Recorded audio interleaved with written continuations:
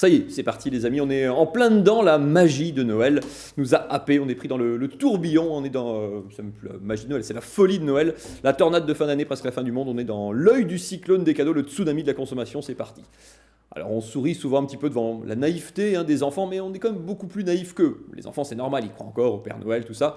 Ça les choque pas qu'un vieux bonhomme en une nuit distribue des cadeaux gratuitement. Quel naïf aux enfants du monde entier, avec un traîneau qui vole, qui se pose sur les toits en pente, avec des rennes qui sont eux-mêmes volants.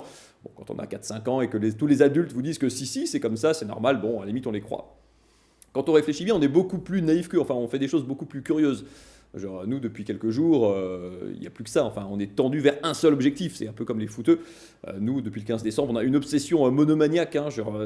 Tout est ciblé sur le repas, la soirée du 24 au 25, le réveillon. Qui est-ce qu'on va inviter, comment on va s'habiller, qu'est-ce qu'on va offrir. Non, il n'y a plus rien qui compte. Plus de famille, en attendant, plus d'amis. Il faut préparer tout ça. On a oublié son boulot. Désolé Lionel, plus rien, il n'y a plus aucune question à côté de nos comptes. Il n'y a plus de chômage, il n'y a plus de crise démographique, politique, économique, footballistique. Plus rien ne compte, tout est tendu vers un seul objectif, celui du 24, pourvu qu'on soit prêt. Puis pourvu qu'on trouve tous les cadeaux qu'on nous a demandé, pourvu qu'on trouve l'enceinte Bluetooth machin en forme de banane violette qui clignote, pourvu qu'on trouve la poupée qui fait pipi et la console qui rend gaga pour les enfants. Noël prend toute la place les amis. Le gros bonhomme rouge a éclipsé même les gilets jaunes, c'est pour dire. Bah, c'est bien les cadeaux, on aime tout ça, non? Et vous? Oui, mais là, ça va trop vite, c'est trop tôt. Il y en a même qui ont commencé, qui ont pris un faux départ, qui sont partis avant les autres. Tout le monde fait des cadeaux déjà avant même le 25. Ça, c'est honteux. J'ai regardé le Racing a déjà offert un cadeau à ses supporters. Ils sont allés gagner à Marseille. Une victoire à Marseille, c'est un beau cadeau, c'est rare. Ça coûte un peu moins cher qu'à l'époque de Bernard Tapie, mais quand même, ça a de la valeur, il faut l'apprécier. Laurent Wauquiez, lui, il a offert des gilets jaunes à des militants de son propre parti, les Républicains.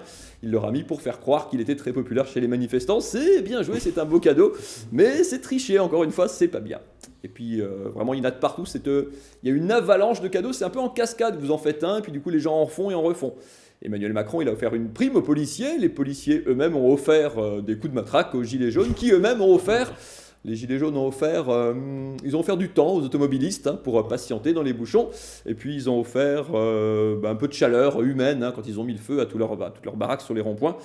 C'est un peu la théorie du ruissellement. C'est-à-dire qu'au début, vous aviez de l'argent et puis en bas, non, ça part en fumée. C'est plutôt la théorie de la combustion. La théorie du ruissellement, c'est quand vous n'avez plus que vos yeux pour pleurer. Vous avez les larmes qui coulent, ça c'est le ruissellement, c'est tout ce qui reste.